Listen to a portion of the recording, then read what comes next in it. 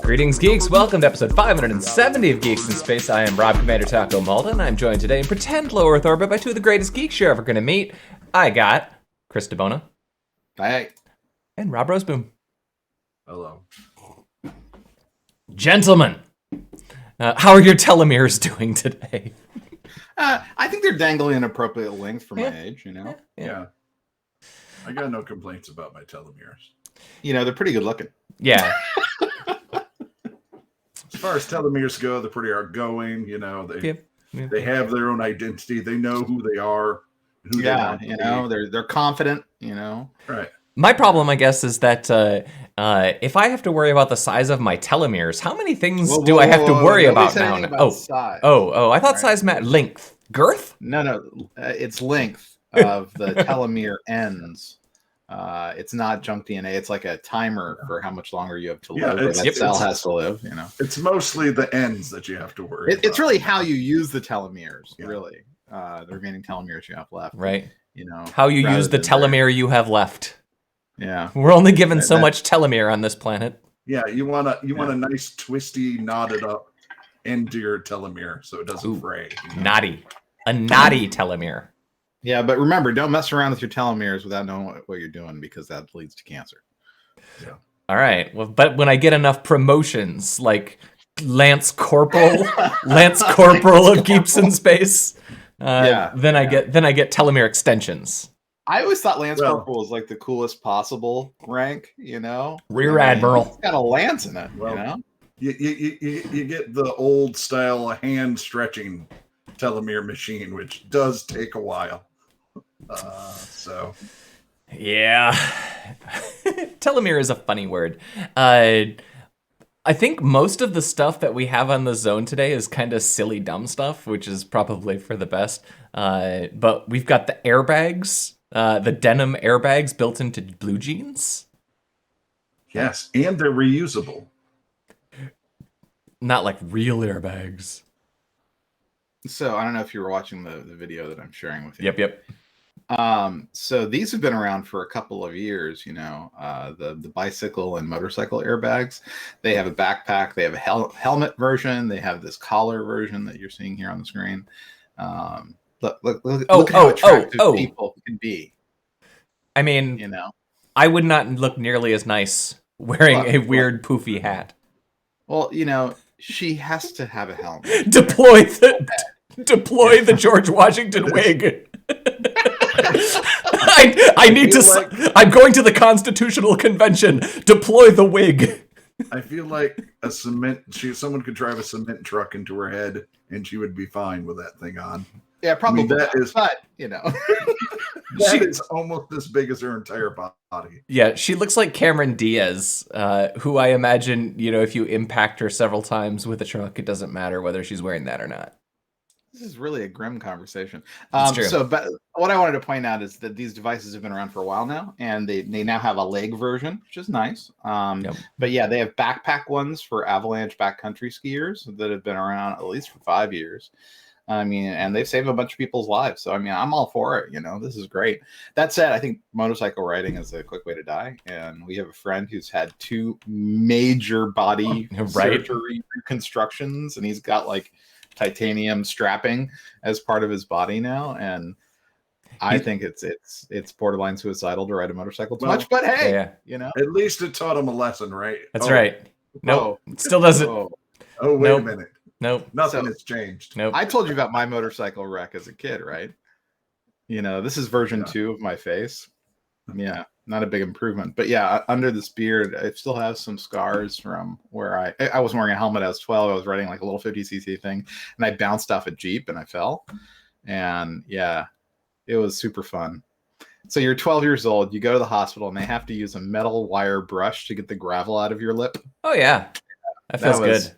Yeah, I didn't ride a motorcycle after that. Yeah. So that's ow. Trigger warning, wire brush against your lip. Yeah. I've ridden a motorcycle enough times to know that I like it a lot and that it's not for me. Yeah. Let's see. Well, our season is pretty short here, so. if we get into an accident though, and accidentally die, Yes. should the worst happen, it's nice to know that we have new options for our corpses now. This is you suggested, based merely on the photography, that this is Seattle. Well, it is the Seattle Times. It's a Seattle operation. All right, It so looks very Seattle. So and when also, you what's die, the name of the person? Katrina Spade. You use a spade to dig a compost hole. Well, I was more thinking like a place to bury people. Yeah. They also use mostly backhoes now because gravedigger isn't really a profession anymore. Right. Or fortunately, depending on how you look at it. Yeah, well, I don't know. I mean, but I hear you. The world needs gravediggers. I don't know why we always haven't been doing this. For sure. I mean, I understand for religious and, like societal purposes, like there's ways that we've decided our dead should be honored through burial. But from a practical standpoint, grow some tomato plants out of me and make a lovely sauce. Absolutely. Yeah. Absolutely. How the natural organic reduction process works. It's compost. We know how it works. Right. I mean, it's just, I do it in my own neighborhood, but you're not supposed to, according to my association rules. So my question is, homeowner associations, they're just such killjoys. They really are. What about the bones? Because bones take a really long time to break down. Are you in a hurry? Well, I'd imagine they want to reuse the compost vessel for the next body. This is geologic time, man. In Seattle, there's so many vegans who would love this in Seattle. This is geological time. Aerated, the fresh soil is removed to a curing bin for several more weeks. After being aerated, the curing bin is actually Jerry's trunk. Don't tell Jerry. Maybe they have some bacteria that's specialized at breaking down bone that they add. Maybe they just grind it up and make gelatin. That is more likely. But I love the idea of bone-eating bacteria that could suddenly get loose into the public. True.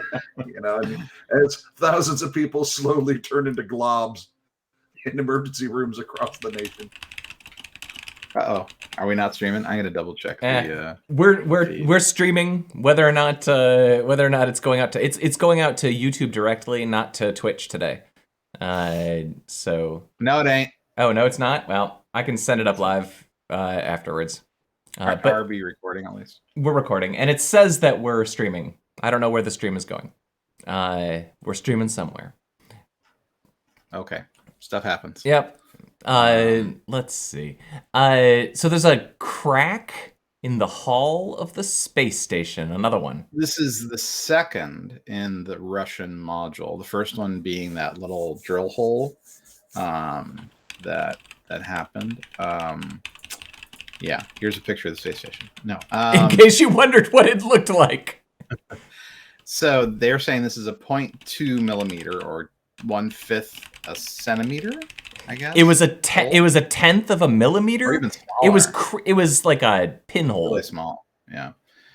It'll lose 0.3 to 0.4 a bar every day. So yeah, it was in a not impressive amount. But there's two of them now, or this is the second one. Maybe it's just fatigue. I mean, if they thought that maybe it's like when they were building the thing, someone bumped it, and then over time that bump. I gotta tell you, Chris, I know those NASA engineers are like, damn, thanks, Chris, we hadn't thought of that. No, I'm sure they thought of it. I know, and I'm just saying that we didn't. I mean, remember there was a time when we were going to deorbit the ISS like 5 years ago. Yeah, but that was just because they were going to aim it for Elon Musk's house. Yeah, that'd be great, right? It's like, oh, what's this in my backyard? Piece of crap. I like to imagine that they just have emergency stations filled with that expanding foam that you use in your house. Yeah, right? Totally. Just they're fixed. Well, you're probably not far off. Just a bit of JB Weld on top of it is probably going to be enough, I mean, it's not a big hole. The problem is finding the damn thing. They've just got a roll of Frozen 2 duct tape. So they just don't worry about it. Elsa and Anna will fix it. Look, good old Olaf. No, they've got a cheesy sauce interior, so that when a hole does develop, the cheese bubbles, boils, and covers the hole. Are you implying that the International Space Station is essentially just an elaborate fondue pot? It's a big burrito, is what I'm saying. Alert Scalzi. Alert Scalzi, that monster. That burrito-eating madman. Those aren't burritos. Mac and cheese is not in a burrito. Pasta is not in a burrito. Don't oppress me. I'm oppressing you. Anything that can go in a tortilla, it can be a burrito if you dream hard enough. No, then it's a wrap. Oh. You can call it a wrap. I'm going to give you that. All right. A burrito is not just whatever you want it to be. You apostate. my apocryphal burrito. Yeah. I don't know, man. I've had corn in a burrito. I don't believe in anything anymore. Let's see. Yeah, the thing about that article that I thought was most interesting was mostly just the fact that the guy who was just like, whatever. It's like, I'd be a little more worried if I was in a space station with a leak. But speaking of burritos, the next one is actually just silly because it's from 1992, ordering a burrito from a Spark station, and all it is a shell script with a bunch of parameters that essentially in 1992 sends it prints a PDF to a fax machine, which immediately faxes it to their local burrito shop. And it's just funny to go through the parameters that they have for like toppings and stuff. Somebody put a lot of effort into this dumb project, and I approve. He really likes real burritos. You'll notice there's no mac and cheese option. There's no noodle in this burrito. The reason I put the lady up, I was like, hey, she kind of looks like she's wearing a burrito, but that's not exactly more of a taco. You know, there are several establishments here that offer mushrooms in your burrito. That's okay. That can be all right. I can't. All right, so that's a step too far for you. Yeah. There's a little grocery nearby, Mexican grocery nearby. Yeah, okay. You just fax them your order, but he automated the process with a command line utility. Mexican grocery. It's pretty great. Not the United Kingdom, yeah, Boston. Okay, let's go to Google Maps. I have to find if this burrito store still exists. Yeah, this 30-year-old burrito shop. It's in a Mexican Columbia grocery Market, Beantown Taqueria. Oh, that sounds just about perfect, right? Right. Columbia Market, though, is more of a market. That's Corner Store, Trader Joe's, Pico, temporarily Pico. I could really go for a good burrito made by somebody else right now. Right? You know, I miss a good California burrito. Man. I miss almost any food made by somebody else. So I have to tell you, one of the recommendations, not far from us, everyone's like, it has the best Mexican food I've ever had in my life. It's transcendent. It'll change your life. And every once in a while, there'll be metal and broken glass inside the burrito. Oh. And I'm like, still tempting. You know? I'm like, wait, what? And they're like, yeah, yep. I found broken glass in a burrito once. But other than that, man, that place has the best burritos. And I'm like, let's go back to the glass. The glass. You know, because 1 in every million Jelly Bellies is made of arsenic. Well, that's what Nancy wanted. You know, I mean, keeps you honest, right? It's true. I mean, there's something to be said for the modern generation not having to struggle the way that cavemen did. It's time for us to add a little bit of randomness into the system. Sometimes you open up your mailbox and, you know, there's a snake in there that bites you. Sometimes you eat a poison burrito. Just, you know, we live too safe lives now, gentlemen. It's true. Dominion voting system is suing Rudy Giuliani now for $1 billion.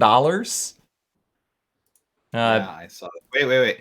So I suspect this Spark thing was a Sun employee. Oh, you think? Yeah, because it says La Costeña. And that's probably not the least common name for a place, but there's a famous burrito place on Middlefield Road called La Costeña. That's really, honestly, pretty astonishingly good, right? So, yeah, this one. So back about 8 years ago they moved, and I think they lost their juju when they moved, because I think they were reusing the steam tables and not cleaning them. Scroll down a little. I'm sorry, I should. Because he's got like the command line parameters and stuff for. Here, what? No, I wanted you to scroll down. Yeah, scroll down here because he's got command line parameters and stuff, so you can figure out the phone number. Yeah. Yeah. So you can. 408, 415. That's Bay Area stuff. So this is definitely this La Costana.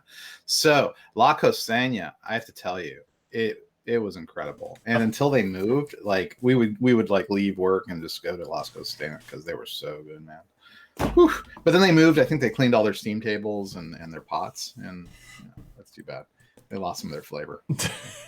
Once you clean your dishes, the flavor just... No, seriously. I mean, there are people who will listen to this podcast in the future, and they'll be like, "Oh yeah, man, that place was incredible." You know. Yes. I could go for a good burrito right now, or you could have a head taco. So. From Rear Admiral Cameron Diaz there. She's been composting bodies in her trunk for the last few weeks. Yeah, really, all these stories are the same story. Yeah.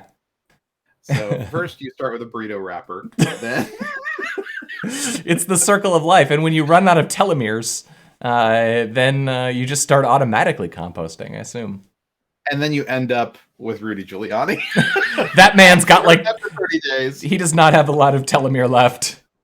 Well, no, but this is after 30 days in the compost bin. Oh, gross. You're asking what was left. Well, here you go. Poor Rudy. Uncompostable parts of Rudy Giuliani. Well, that's the problem. We're going to need more bone-eating microbes if we're going to get rid of the rest of him. He's just a bony calcified structure. If you can walk out of the composting trunk, then they did it wrong. Definitely not a vegan. Anyway, that's right. Yeah. So yeah, they're suing Rudy for $1 billion because he keeps telling them that their machines were wrong. Yep. I'm a little surprised actually that he didn't get like a preemptive pardon or something. So he really must have pissed off that guy who used to be in charge. I can't imagine who you're talking about, but yeah, I mean, honestly, this is. I wonder if this is a state. This is a state or civil lawsuit, so he couldn't have been pardoned for this. That's true. I don't think.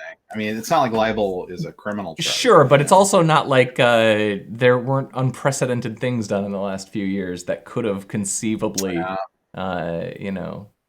done something.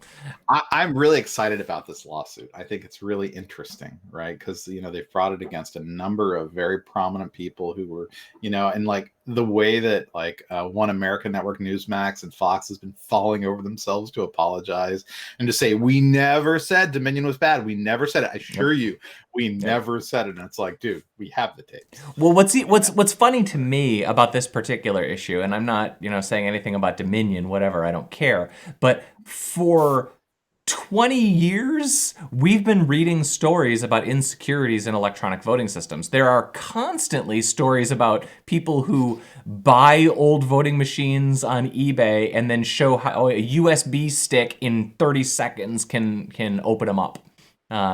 Like, this is a real problem. I have no way of knowing if what Dominion's. I'm sure Dominion has had problems. I doubt that they had problems this time around. Well, so no voting system is perfect. So the question becomes: is a voting system as or more secure than paper ballots? I mean, we've seen boxes of paper ballots, get burned up in a car fire as they're being hauled around. I mean, it seems like the best thing is to have a Dominion-style voting system coupled with a paper output, right? That you have to double check things, So, in the states where they have this is basically what it is, right? So it's like, so you've got a fallback position so you can verify that things are legitimate. And you've got the original paper ballots that the people bring in and scan or whatever. But yeah, so it's like, I just think that electronic voting is actually super important because paper voting is really flawed. Right. Well, okay. There's no good system. You're not gonna get flawless. It's just about margin of errors. But the reality is that 330 million people voting. For sure. For sure. Anything you can do to make it even just slightly more reliable is better for the. But the counter argument to all of this is the danger of centralization. The more you Well, and that was centralize the point of power, the country, right? exactly. We're supposed to have 50 little democracy labs, so Florida can lead the way. And Well, yeah. So we have 50 like voting labs, Yeah. and we've got a checks and balances system that is broken. All working real and good. It's like, yeah. It's a whole thing, man. Did you guys? We didn't talk about last week's WandaVision yet. We didn't. So I watched the third episode. Hold on. Episode. Oh, we're not streaming live right now, so we don't have to worry about Cliff showing up. Sorry, Cliff. Well, you should just ping Cliff and say you should show up because we're about to talk about WandaVision. Yeah, I wish we were streaming live because like that was some high quality humor. Yeah, I thought that this episode sealed it for me. I'm really happy with what's going on. I don't know where they're going, but I was really happy with the way that like the last 5 minutes of the last WandaVision turned out.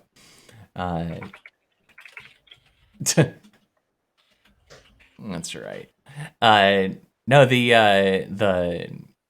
whole thing was fun. The way the baby was the pregnancy was going in turbo, and the little twist thing at the end where I straight up got shivers, like head to toe shivers at 2 points in the episode. The first one was when they did the time skip, where she does something or somebody does something to manipulate time in like the first third of the episode.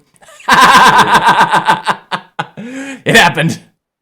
There you go. I was just saying, Cliff, there were 2 points in the episode where I got straight up shivers. The first one was when they did the time skip in the beginning, and then the second one was when she Elizabeth Olsen does that scene where she sings the song and like her accent slips back in after they mention Ultron. That whole sequence, I was just like vibrating with head to toe. That was well done. Yeah, Elizabeth Olsen's a hell of an actor. I didn't think she is actually great. I didn't think she did that great with Wanda in the initial movies, but she's really acting the heck out of this TV show. Yeah, it's cool, and this is the discussion that Kat and I were having too. By forcing the performance to step through all of these eras of TV, it really makes it obvious how affected the performances in old television is. I mean, obviously, still now. Everybody's putting on airs in most shows, but like there's that when she's singing, there's that moment where she like slips out and she's this other character. That's damn good performance. Well, and this episode had Monica Rambeau. I mean, I am a huge fan of Monica Rambeau. So I've not read a lot of the Captain Marvel stuff, so I don't know much about her except I know who she is, but. Yeah, I mean, old school adventures, like really cool light powers. I mean, just really sweet hero. And she's also in one of my favorite books of all time, which is The Invincibles. Like, she just does a really great job. Yeah, great. She's a great character for Marvel. Rob hasn't said anything in a long time. Are you still there, Rob? Yeah, I'm just listening to he doesn't everyone. He doesn't care about WandaVision. About WandaVision, which I think is fine, but yeah, it wasn't great.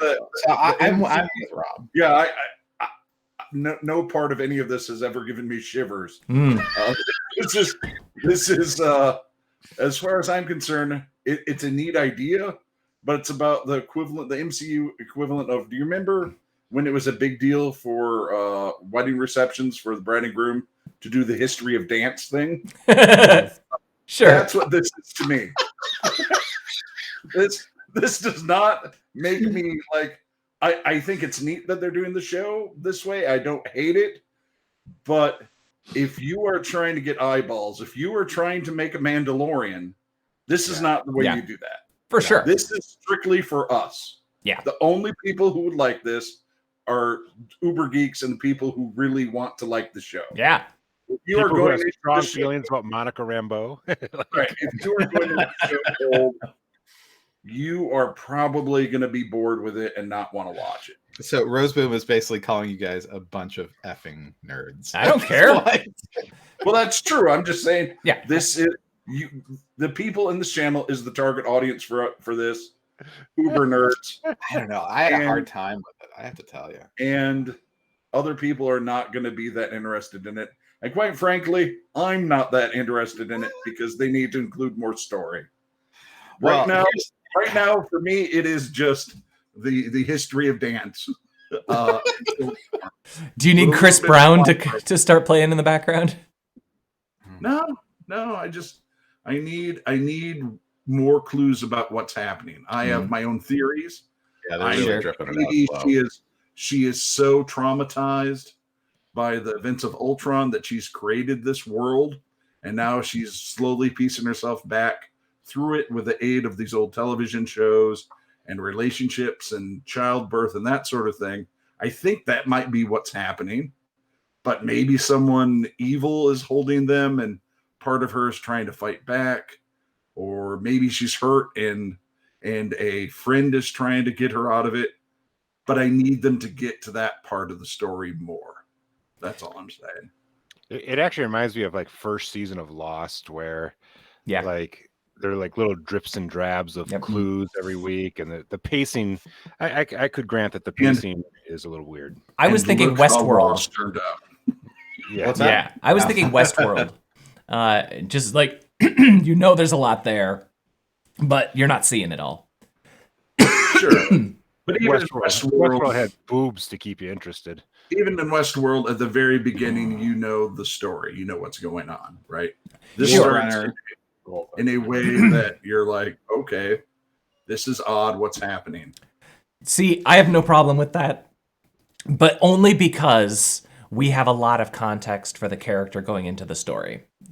So I'm like, I was actually thinking a lot about this in context or in comparison to The Mandalorian, because this is built on a lot of comic book canon, a lot of movie canon. It's got a lot to stand on. If you're realistic about The Mandalorian, excluding the last 30 seconds of the last episode, most of what you're seeing is essentially brand new material. You don't know where it's coming or where it's going. You can purely guess. This, you have a lot more stuff. I think they're both highly motivated for fan service, but where The Mandalorian wins is that they have the option of 1,000 spaghetti westerns to use as a model and Baby Yoda. Yeah, this is just. This they intended Falcon and the Winter Soldier to be first. That was going to be a show that would have been more familiar to MCU watchers. This is a weird one. What I would really like to know is what the budget, like the per minute budget of something like this has been relative. Because if this is, you can make this cheap on. You can make this crazy cheap, and if you can tell a compelling story, with a low budget, then I'm all in for a season or two of stuff like this, where you go small. I'm sick of comic book movies having to end with a snap killing 50% of the population of the planet, or a spaceship blowing up a planet. We've talked about this. We like the Baby Marvels, the Ant-Mans, the lower stakes shows, and that's great. So my only thing with this is, I really like Elizabeth Olsen as an actor. I think she does a nice job. When they mentioned Ultron, the worst movie, in the whole series, I was not just pulled out. I was like, oh, wait a second. I hated that movie. It was terrible. It was Iron Man 3 bad. It's reminding me of Gwyneth Paltrow now. I don't want to watch this show. I'm like, ugh, enough. I mean, that's a you association, but I think like the important thing there is, like, for a lot of MCU fans, that immediately draws them back into connecting this to the larger universe. Mm-hmm. Right? Well, so the loss of her brother, that was potentially touching. That was amazing. But instead of like driving down on Pietro, right? They spent the like Ultron, and it's like, well, no. Pietro. Talk about Pietro. That's the emotional. That's what they did. She sung the song that she sung as a child with her brother. That was and powerful. Then they dashed it on the rocks by talking about stupid Ultron.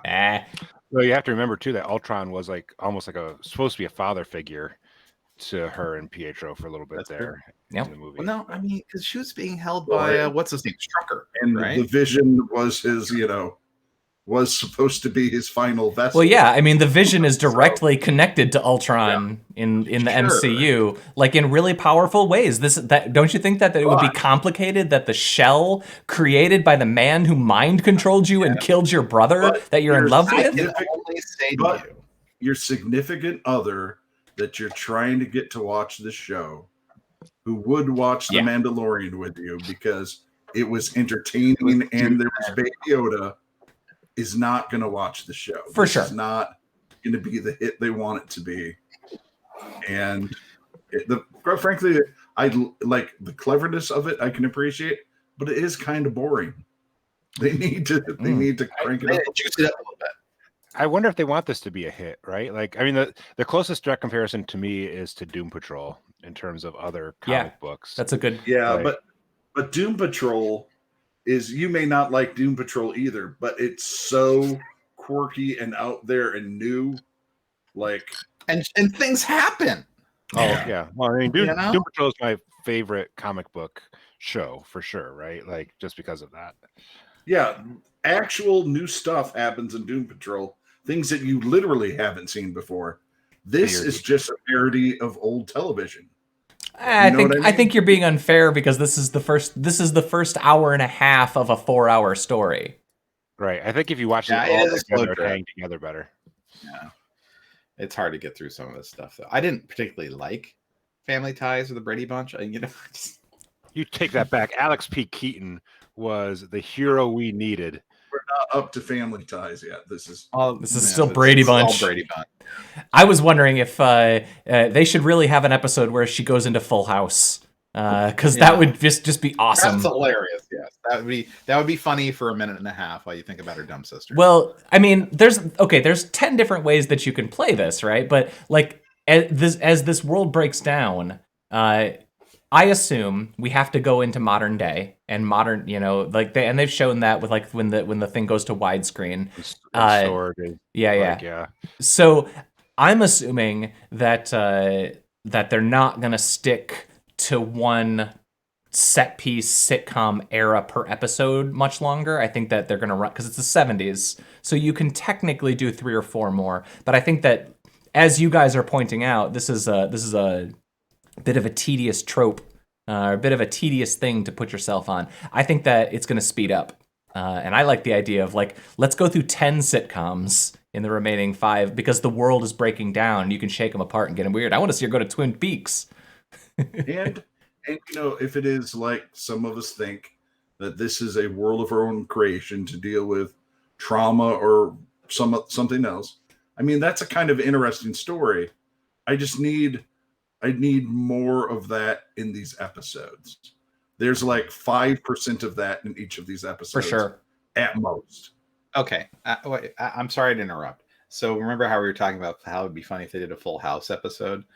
So I went to the Full House thing to see who owned it because it was on ABC, which was owned by Disney, but it turns out it's Warner Brothers owned. And long story short, I got to the end of the Wikipedia. There was a Russian adaptation of Full House called Topsy Turvy House. And I'm like, so maybe, just maybe, we have Wanda Maximoff from Sokovia, which is really just Russia, and she's a topsy-turvy house. Well, in the topsy-turvy house, it wasn't twin actors playing a single character. Well, it was a boy and a girl twin. It was a boy and a girl twin, and they had superpowers. It was just different. Yeah. So let's go with that. All right. So I just made the show a million times better. All right. Slightly off topic, but you mentioned it. If anyone out there has not done the research or read about the history of how Everyone Loves Raymond became the most popular show in Russia, you should absolutely do it. All right. It's fascinating. Find me any URL and I'll put it on the zone. And with that, we should say goodbye. This is the Topsy Turvy House cast. Whoa. Yeah. Oh wait, no, that's Blossom. What is it? You got it, dude? What's the catchphrase from Full House? I don't remember. I pushed it all out of my head. Fair enough. Rude. How wooed. I thought that it always did kind of bother me that Star Wars quoted Full House. Let's see. Well, let's say goodbye. Goodbye, Chris DeBona. Goodbye, topsy-turvy house watchers. Goodbye, Rob Roseboom. See ya. And goodbye, late joiner, super Wandavision fan Cliff Lampy. Our podcast listener can't see that you just pretended to freeze on screen. All right, I'm Rob Commander Taco Malda. This is episode 570 of Geeks in Space. We'll see you tomorrow night at 8. We're watching RoboCop.